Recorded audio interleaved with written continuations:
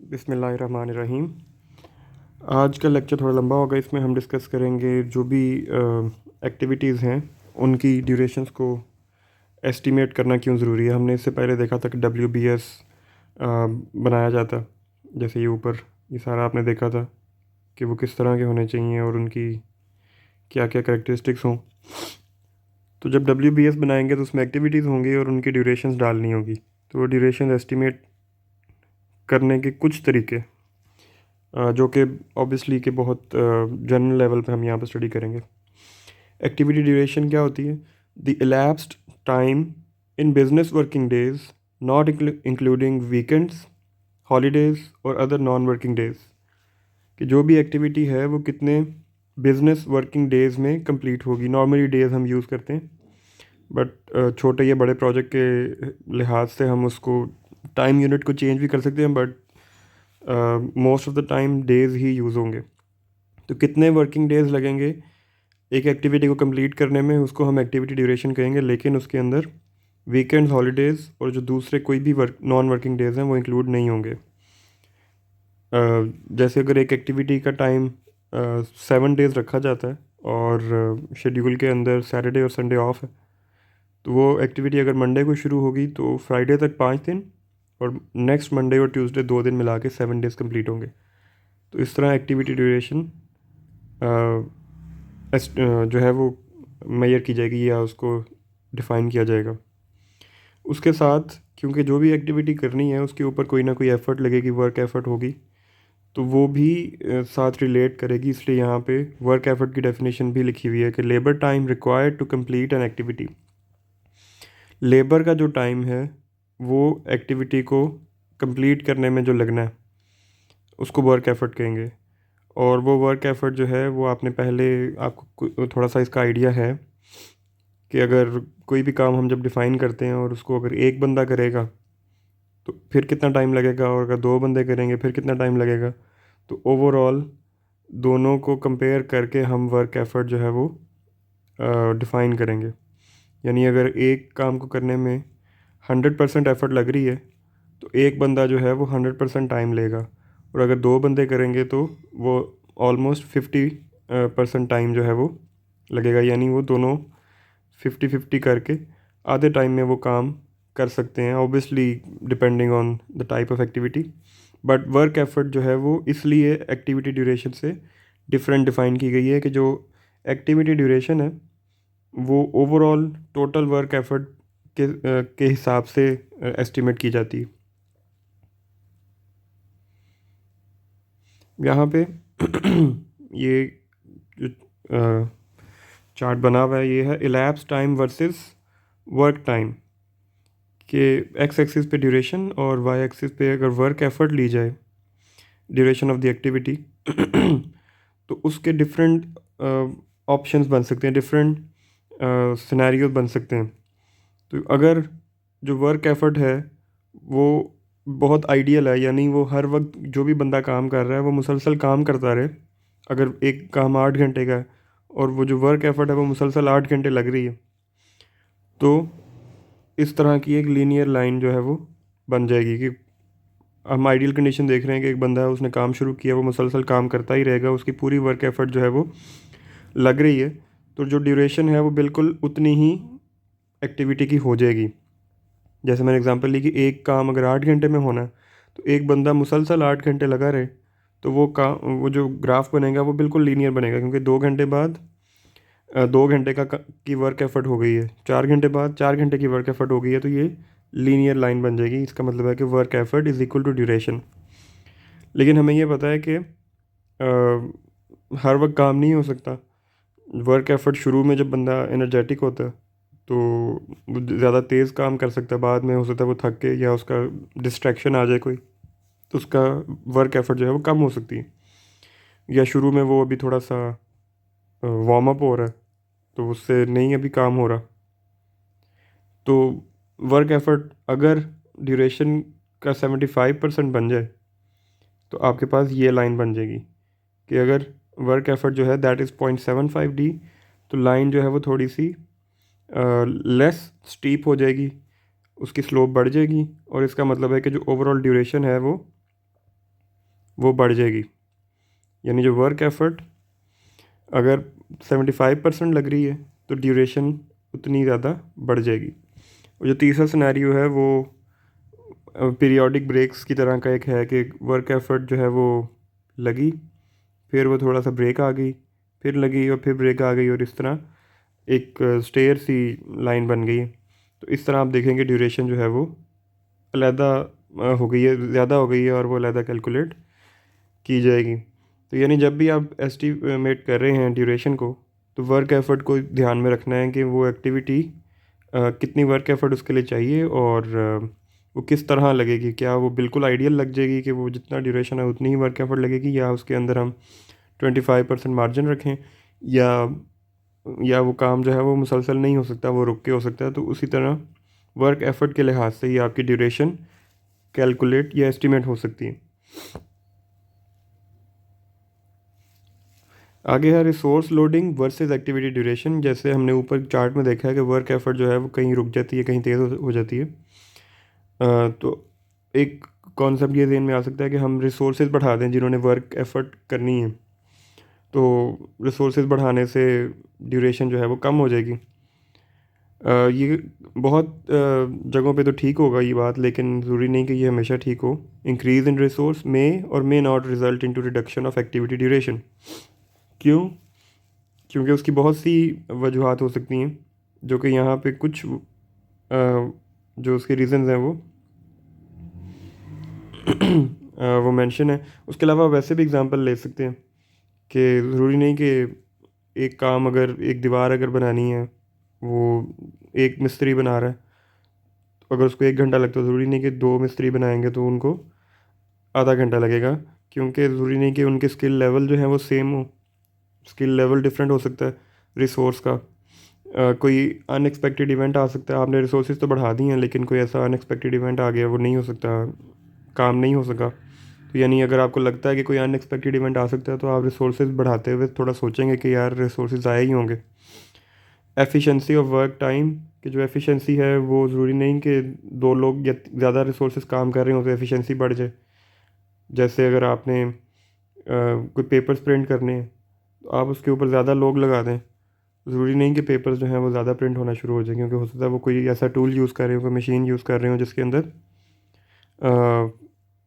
जिसके ऊपर ज़्यादा लोगों की ज़रूरत ही नहीं है, उसने अपनी जो भी उसकी प्रिंटिंग की स्पीड है उसके मुताबिक ही प्रिंट करना है।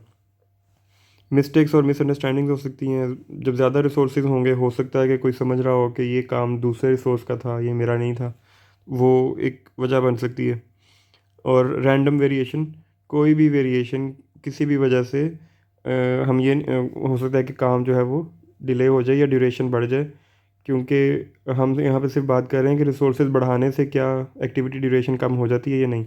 तो ज़रूरी नहीं है कि रिसोर्सेज बढ़ाने से एक्टिविटी ड्यूरेशन कम हो जाए। तो एक प्रोजेक्ट मैनेजर को जब काम लेट हो रहा हो, तो उसको और भी रीज़न सोचनी चाहिए। ज़रूरी नहीं कि वो सिर्फ ये कहे कि मैं रिसोर्सेज बढ़ा दूंगा तो काम जो है वो जल्दी हो जाएगा। अब है कि methods for estimating activity durations, कि जो भी एक्टिविटी आपने जैसे WBS बनाया उसके अंदर एक्टिविटीज़ हैं, उनकी ड्यूरेशन आपने कैलकुलेट एस्टिमेट करनी है। तो क्या क्या मेथड्स हो सकते हैं? पहला है सिमिलैरिटी टू अदर एक्टिविटीज़। ये हम अगले स्लाइड में वैसे देख लेते हैं डिटेल में। सिमिलैरिटी टू अदर एक्टिविटीज़, कि जो भी पहले इस तरह की किसी प्रोजेक्ट पे एक्टिविटीज़ हुई हैं उनको आप देख के तो अंदाज़ा लगा सकते हैं कि उस प्रोजेक्ट के अंदर ये कंडीशंस थी और इतने रिसोर्सेज थे और ये हालात थे, उसके अंदर इस एक्टिविटी को इतना टाइम लगा। तो अब जो है वो अगर हम कंपेयर करें तो इतना टाइम लग सकता। तो यानी अगर आपने कहीं ब्रिक मेसनरी को एस्टिमेट करना है कि वहाँ पे इतनी लंबी वॉल थी, ये थिकनेस थी और ये हाइट थी, तो और ये रिसोर्सेज थे, इस तरह के मज़दूर मिस्त्री थे, तो ये टाइम लगा था। तो यहाँ पे आप जो करंट कंडीशन है उसके मुताबिक देख के तो अंदाज़ा लगा सकते हैं कि कितना टाइम लगेगा। एक्स्ट्रापोलेशन जो है वो मे बी रिक्वायर्ड। जैसे मैंने एग्जांपल लिए कि वहाँ एक पिछले प्रोजेक्ट के ऊपर ये हालात थे, तो हमारे हालात उससे थोड़े से मुश्किल हैं या उससे थोड़े से टफ़ हैं या उससे ज़्यादा काम है, तो आपको एक्स्ट्रापोलेट करना पड़ेगा कि वहाँ पे इतना टाइम लगा था, तो यहाँ पे थोड़ी सी कंडीशंस जो है वो ज़्यादा टफ़ है, तो इतना टाइम लग सकता है। यानी आपने जो पिछली जो भी एक्टिविटी ड्यूरेशन या जो भी कंडीशंस देखी थी उससे आप थोड़े से बात को बढ़ा सकते हैं। और विद टाइम हो सकता है कि कॉस्ट बढ़ जाए, आपको रिसोर्सेज उस तरह के ना मिलें, स्किल लेवल कम हो जाए लोगों का। तो यानी आपने जो भी पिछला डाटा है उसको एक्स्ट्रापोलेट करना पड़ सकता। एनवायरमेंटल एडजस्टमेंट्स में भी रिक्वायर्ड, ये भी उसी तरह ही मैंने एग्जांपल जिस तरह आपको बताई है कि एनवायरमेंटल एडजस्टमेंट के एक प्रोजेक्ट पिछला आपने किया है उसके अंदर जो भी आपको एक्टिविटीज़ की ड्यूरेशन नज़र आई सामने आपको मिली है, उसको आप अपने जो नया प्रोजेक्ट है उसके एनवायरनमेंट के मुताबिक एडजस्ट करके यूज़ कर सकते हैं। हिस्टोरिकल डाटा जो है वो भी उधर से ही एक तरह से उसकी एक्सटेंशन है कि जो पिछला प्रोजेक्ट्स की हिस्ट्री है उसमें से जो डाटा मिलता है वो आप यूज़ कर सकते हैं to estimate activity duration. Data from project notebook वो नोटबुक है जिसके अंदर सारी शुरू से यानी इनिशिएटिंग के बाद से लेके सारे जो स्टेप्स हैं उनको डॉक्यूमेंट किया जाता है। और इसमें भी एक्सट्रापोलेशन और एनवायरमेंटल एडजस्टमेंट्स जो हैं वो आएंगी या आ सकती हैं। एक्सपर्ट एडवाइस कि ये नॉर्मली उन एक्टिविटीज़ के लिए जो पहली दफ़ा आप कहीं पे करने लगे हैं या आपको उनको बहुत ज़्यादा एक्सपीरियंस नहीं है, तो आप किसी एक्सपर्ट से एडवाइस ले सकते हैं कि कितना टाइम लगेगा फॉर फर्स्ट टाइम एक्टिविटीज़ और ब्रेक थ्रू टेक्नोलॉजीज़। कि ब्रेक थ्रू टेक्नोलॉजी जो बिल्कुल ऐसी टेक्नोलॉजी जो टेक्नोलॉजी के अंदर जिद्दत लाएगी, जो काम पहले नहीं हुआ वो पहली दफ़ा सामने लेके आएगी। और seek experts from non competitors के एक्सपर्ट्स जो हैं वो नहीं होने चाहिए कि जिनका प्रोजेक्ट के अंदर वो कंपेटिटर्स हों। एक्सपर्ट जैसे अगर दो कंपनियां एक प्रोजेक्ट के लिए कोशिश कर रही हैं कि वो उनको मिल जाए और एक कंपनी को मिल गया लेकिन उसको थोड़ा सा दूसरी कंपनी से हेल्प चाहिए होगी, तो ज़रूरी नहीं कि वो जो दूसरी कंपनी है वो सही एडवाइस देगी। तो नॉन कंपेटिटर्स से एक्सपर्ट से एडवाइस लेनी चाहिए। फिर आगे थोड़ी सी एडवांस टेक्निक्स, वो है डेल्फी टेक्निक।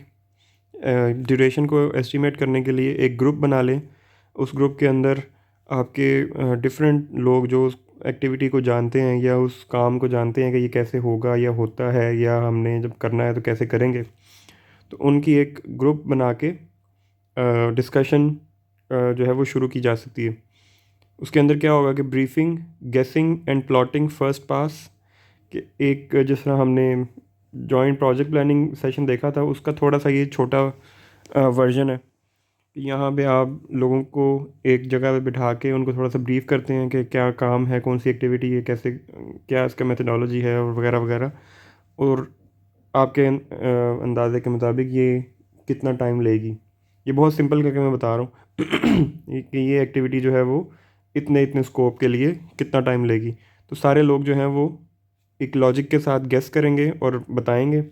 और जो फर्स्ट पास है, फर्स्ट पास का मतलब है कि सारे लोगों से उनकी राय ले ली जाए एक दफ़ा।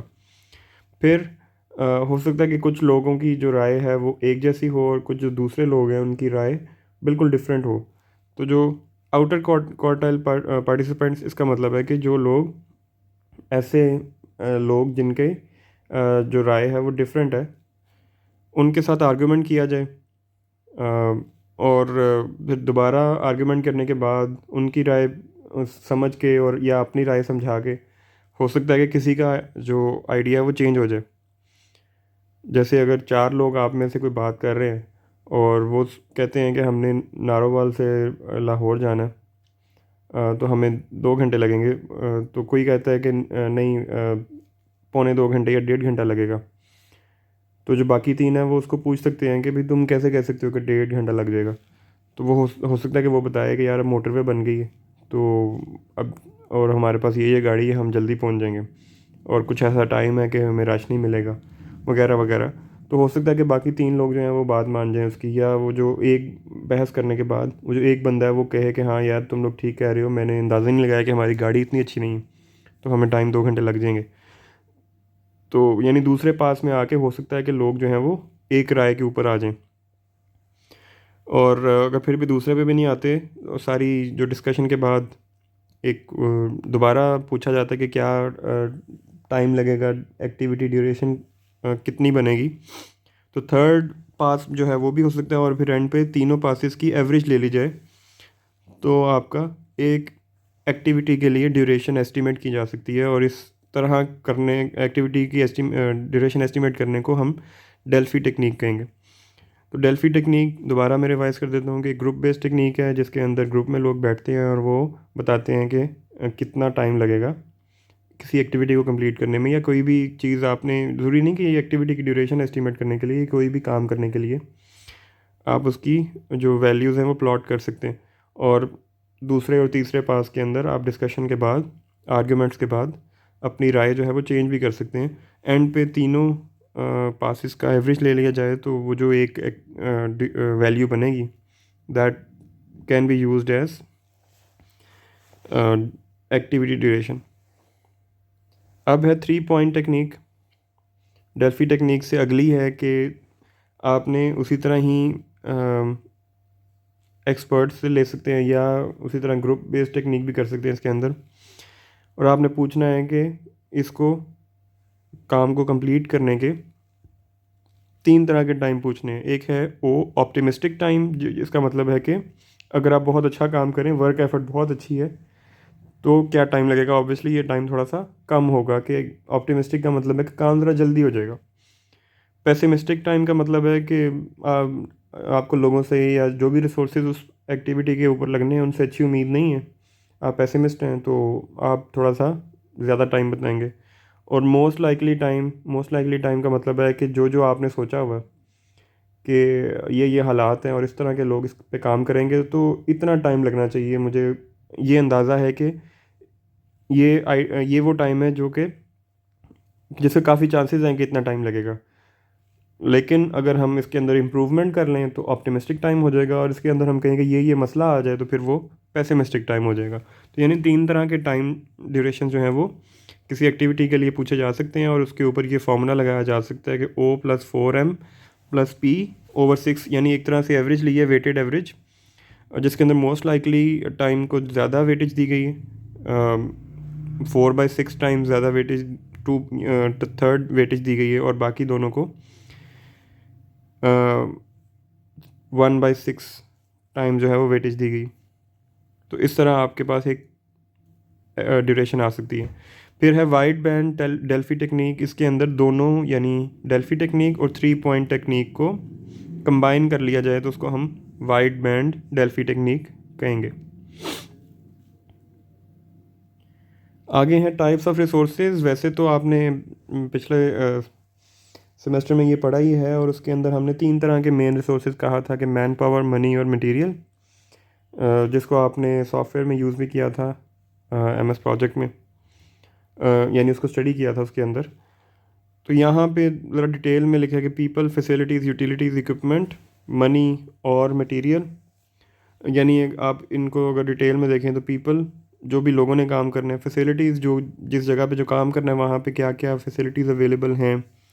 यूटिलिटीज़ का मतलब है कि जो चीज़ें आपने उनके अंदर से यूज़ करनी है। इक्विपमेंट, जो इसके अंदर जो भी टूल्स या मशीनरी आपने यूज़ करनी है, दैट इज़ इक्विपमेंट। मनी और मटेरियल, ये वैसे ही वाज़ें हैं। तो रिसोर्सेज के लिए अगर हम स्किल्स मैट्रिसेस जो है वो बना सकते हैं कि उनको हम देखना चाहें कि वो कौन सा रिसोर्स जो है वो किस एक्टिविटी के लिए, या कौन सा सोर्स स्टाफ जो है वो किस स्किल लेवल में एक्सपर्टीज़ रखता है। तो उनके लिए हम 3 तरह के यहाँ पे मैट्रिसेस बना सकते हैं depending on what we want to study.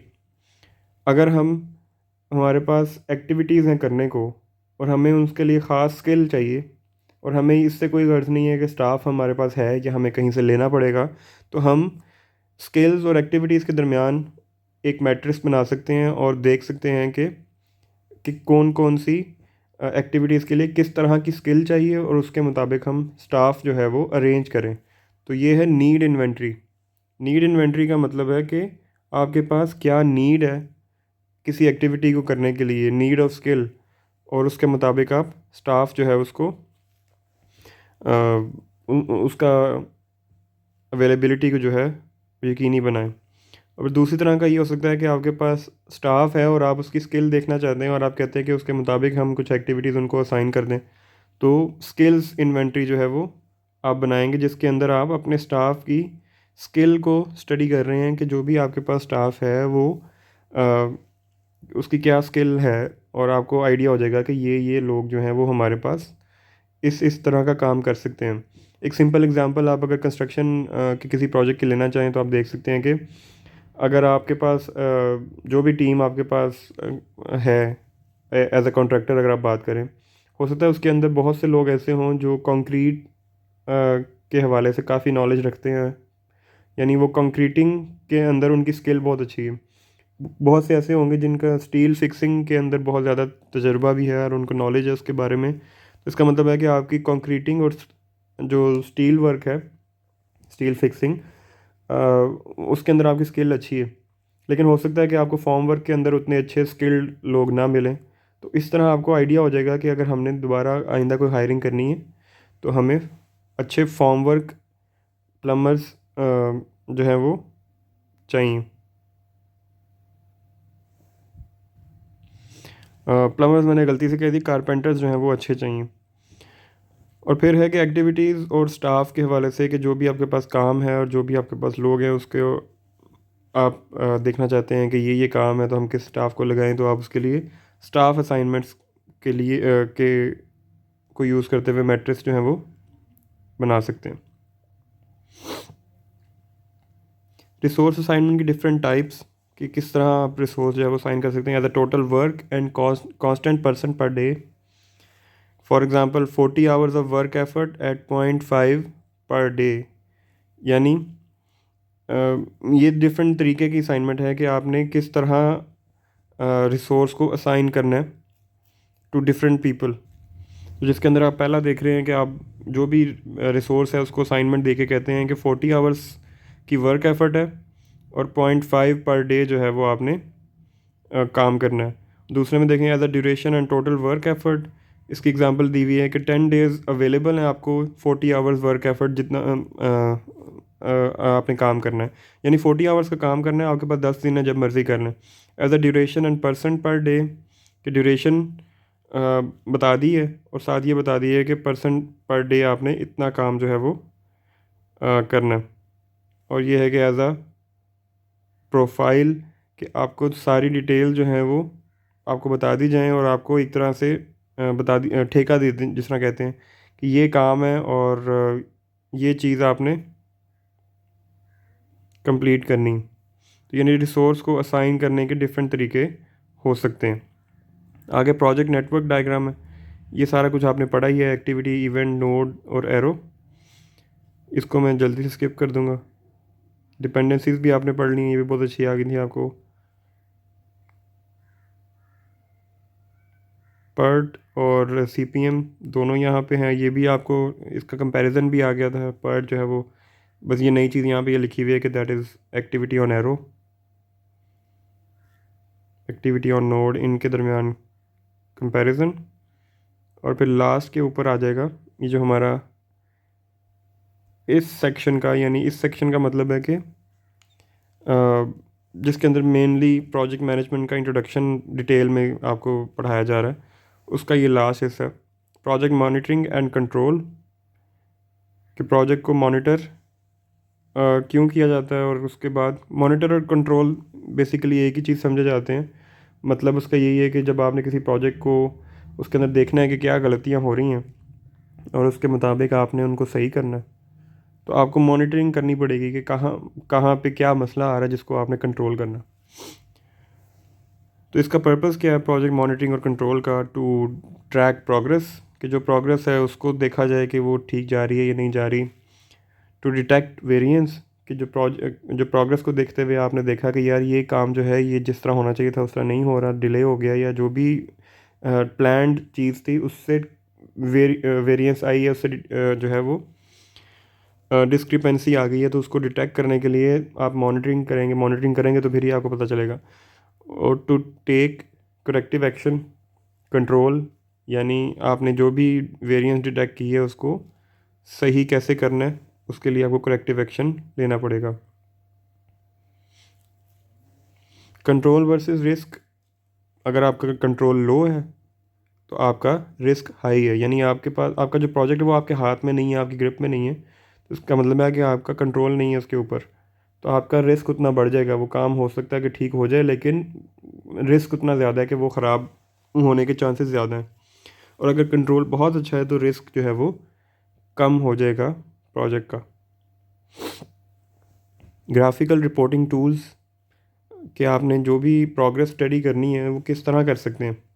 3 तरह के टूल्स हैं, एस कर्व, माइलस्टोन चार्ट और गैंट चार्ट। इस तरह इसके अलावा और भी बहुत से हो सकते हैं, लेकिन यहाँ पे हम 3 को देख रहे हैं। एस कर्व क्या होती है? एस कर्व होती है कि आपने टाइम और प्रोग्रेस इनके दरमियान एक चार्ट बनाया, और आप देख सकते हैं कि ये इसको हम स्टैंडर्ड एस कर्व कह रहे हैं, और ये एस की शेप में आपको नज़र आ रही है। इसको आप ये कह सकते ये बनाने का क्या इसके पीछे लॉजिक है, वो ये है कि जब प्रोजेक्ट शुरू होता है या कोई भी नया काम शुरू होता है, कोई एक्टिविटी शुरू होती है, तो पहले हिस्से में टाइम थोड़ा ज़्यादा लगता है और प्रोग्रेस थोड़ी सी कम होती है। जैसे आप देख रहे हैं कि यहाँ पे 33% टाइम गुजर गया, लेकिन प्रोग्रेस जो है वो 25% हुई है। तो आप शुरू से लेकर यहाँ तक देखें तो कर्वेचर इस तरह का बनेगा। फिर जब एक फेज़ आता है जिसके अंदर टाइम और ड्यूरेशन जो है वो एक जैसी बढ़ती है, टाइम और प्रोग्रेस एक जैसी बढ़ती है, और इसके बाद आप यहाँ पे देख सकते हैं कि प्रोग्रेस जो है वो 75% हो गई है, और जो टाइम है वो 66% गुजरा है अभी, और आपका प्रोजेक्ट जो है वो उसके बाद तेज़ हो सकता ज़्यादा तेज़ हो सकता है। तो इसका मतलब ये है कि शुरू में आपको लर्निंग का टाइम चाहिए। आपने कोई नई चीज़ें आपके सामने आ रही हैं कि जो भी एक नया काम करने के इश्यूज हो सकते हैं वो यहाँ पे आएंगे, और आपकी प्रोग्रेस जो है वो निस्बतन कम होगी। लेकिन जब आपकी जो क्योंकि आपकी जो प्रोजेक्ट मैनेजमेंट टीम है वो अब काफ़ी हद तक सेटल हो गई है और वो एक्सपीरियंस्ड है, तो उसके बाद वो काम अपना बेहतर तरीके से कर सकती है। तो आपकी जो कर्व है वो अपनी डायरेक्शन चेंज कर लेगी और इस तरह एक स्टैंडर्ड एस कर्व बन जाएगी। इसकी एक दूसरी एग्जांपल वो ये है कि एग्रेसिव कर्व, कि आपने शुरू से ही बहुत जल्दी काम कर लिया, आपको लर्निंग टाइम जो है वो ज़रूरी नहीं आपको नहीं चाहिए, तो आप जो है वो स्टैंडर्ड एस कर्व की बजाय एक एग्रेसिव कर्व बना लेंगे जिसके अंदर आपकी प्रोग्रेस जो है वो बहुत तेज़ी से बढ़ गई है शुरू से ही, टाइम जो है वो बहुत कम शुरू में लर्निंग का चाहिए, और इस तरह बहुत कम होता है। ये सिर्फ ज़्यादातर ऑपरेशंस के लोगों के लिए हो सकता है कि उनकी जो बहुत ज़्यादा प्रैक्टिस हो जाती है किसी काम में। और अब है the curve to avoid. Obviously जो कर्व इस तरफ को ज़्यादा चली जाएगी, ज़्यादा टाइम की तरफ, उसको हमने अवॉइड करना है। यानी आप शुरू में जो है वो 70-80% जो टाइम है वो गुजार दिया आपने और प्रोग्रेस नहीं हुई, और एंड पे 30% टाइम के अंदर आपको अ, आप कह लें कि ज़्यादा प्रोग्रेस करनी पड़ेगी। आपको 30% टाइम के अंदर 70% काम करना पड़ेगा। और इसको समझना तो बहुत आसान है आपके लिए, क्योंकि आप भी कई दफ़ा ऐसे ही करते हैं कि अगर आपको 1 हफ़्ते की असाइनमेंट का टाइम दिया जाए और आप 5 दिन जो है उसको कुछ भी नहीं करते, बल्कि 6 दिन कुछ नहीं करते, और आखिरी दिन आपको याद आता है कि ये काम हमने करना था। इसको अवॉइड कर लें तो आपकी प्रोग्रेस जो है वो बेहतर हो जाएगी, आपकी क्वालिटी ऑफ वर्क जो है वो भी बेहतर हो जाएगा। दूसरा जो तरीका था वो था माइलस्टोन ट्रेंड चार्ट्स। यहाँ पे आप देख सकते हैं कि एक हॉरिजॉन्टल डायरेक्शन में आपके पास टाइम है। मंथ में आप इसको कह सकते हैं कि 1 2 3 4 मंथ्स चल रहे हैं, और ऑन शेड्यूल की एक लाइन बना दी गई है कि अगर शेड्यूल पे काम हो तो ये एक स्टैंडर्ड लाइन है, और ऊपर की तरफ जो है वो अर्ली फिनिश यानी काम जल्दी हो गया, और नीचे की तरफ लेट है अगर, तो आप उसको हर महीने या हर हफ्ते या जिस तरह भी आपने उसको मॉनिटर करना है, आप उसको मैप कर सकते हैं कि आप किधर जा रहे हैं, अर्ली हैं या लेट हैं या ऑन शेड्यूल है, प्रोजेक्ट मंथ है ये। और इसी तरह दूसरी एग्जांपल है कि वो हो सकता है कि शुरू में आप लेट हों, कहीं पे ऑन शेड्यूल हों, और 6 मंथ्स में पहुंच के आप ज़्यादा एफर्ट लगा लें तो आप अर्ली की तरफ आ जाएं। तीसरा है गैंट चार्ट, जो कि आपने देखा भी है एमएस प्रोजेक्ट के अंदर भी, और उसके अंदर क्या है कि आपने जो भी सारी प्लानिंग की हुई थी उसकी आपने बेसलाइन बना ली, तो यहाँ पे बनी हुई है। ये है एक्टिविटी की ड्यूरेशन मेंशन हो रही है इसके अंदर, और जब आप एक्चुअल प्रोजेक्ट करेंगे तो वो आप यहाँ पे उसके साथ नोट करते जाएंगे। जैसे यहाँ पे जो है वो एक्चुअल ड्यूरेशन लिखी हुई है, ये जो है वो रिमेनिंग ड्यूरेशन यहाँ पे आपको नज़र आ रही है। तो अब आप यहाँ पे कंपेयर कर सकते हैं कि आप अपने प्रोजेक्ट से कितना दूर है या कितना करीब है। यहाँ पे जैसे आप देख सकते हैं कि आपने शुरू में ये काम जो है वो लेट किया, तो आपका रिमेनिंग वर्क जो है वो ज़्यादा शो हो रहा है। तो अब यहाँ पे आपको आइडिया हो जाएगा कि अगर ये एक्टिविटी जिस पेस से चल रही है उसी तरह चलती रही तो हम लेट हो जाएंगे, तो इसके ऊपर आप ज़्यादा एफ़र्ट लगा के इसको जल्दी ख़त्म कर सकते हैं। तो ये मॉनिटरिंग और कंट्रोल का बेसिक से टूल हैं कि कैसे उनको आप यूज़ कर सकते हैं। टाइप्स ऑफ रिपोर्ट्स कि जो प्रोजेक्ट का स्टेटस है, जो प्रोग्रेस है, उसको स्टडी करने के लिए, उसको कम्युनिकेट करने के लिए आपस में रिपोर्टिंग जो है वो की जा सकती है। तो उसके लिए डिफरेंट रिपोर्ट्स हो सकती हैं। Project status reports green, yellow और रेड। ग्रीन जो है वो लीस्ट अर्जेंट और रेड जो है वो मोस्ट अर्जेंट या मोस्ट इंपॉर्टेंट की जा सकती है। यानी आप उनको कैटेगराइज कर सकते हैं कि कौन सी रिपोर्ट जो है वो कितनी अर्जेंट या कितनी इंपॉर्टेंट है। तो किस तरह की रिपोर्ट्स हो सकती हैं? करंट पीरियड रिपोर्ट्स कि जो भी आपने आपस में डिसाइड किया हुआ है पीरियड, चाहे वो क्वार्टरली है या मंथली है, तो या वीकली हो सकते छोटे प्रोजेक्ट्स के लिए, तो करंट पीरियड रिपोर्ट आ जाएगी। यानी आप एक रिपोर्ट मॉनिटरिंग टीम जो है वो पब्लिश कर सकती है कि ये काम इधर इधर इतना हुआ है। कम्युलेटिव रिपोर्ट्स कि जो पिछली सारी रिपोर्ट्स थी उन सारों का डेटा इकट्ठा करके एक कम्युलेटिव रिपोर्ट बनाई जा सकती है। स्पॉटलाइट रिपोर्ट का मतलब है कि जिस तरह स्पॉटलाइट लगाई जाती है किसी ख़ास चीज़ के ऊपर, कि जो बाकी चीज़ें हैं उनको इग्नोर करके जो एक मेन इशू है उसको देखना हो, तो आप स्पॉटलाइट रिपोर्ट जो है वो बना सकते हैं। तो इसका ये मतलब है कि ख़ास मौके पे या ख़ास टाइम पे या ख़ास काम के लिए आप अलग एक रिपोर्ट बनाएं, तो that will be spotlight reports. Variance reports के अंदर आप वेरिएंसेस बताएंगे कि क्या क्या चीज़ें जो हैं वो प्लान्ड के मुताबिक नहीं हो रही, डिफरेंट हो रही हैं। और एक्सेप्शन रिपोर्ट्स कि कौन सा काम, मतलब एक्सेप्शन रिपोर्ट का मतलब है कि जो चीज़ें आपके डे टू डे रूटीन के अंदर नहीं हैं उनको आप अलहदा से कोई रिपोर्ट जो है वो बना के बताना चाहते हैं। अब ये है अर्नड वैल्यू टेक्निक, इसको हम नेक्स्ट क्लास में करेंगे। अभी के लिए आज जो है वो काफ़ी हो गया।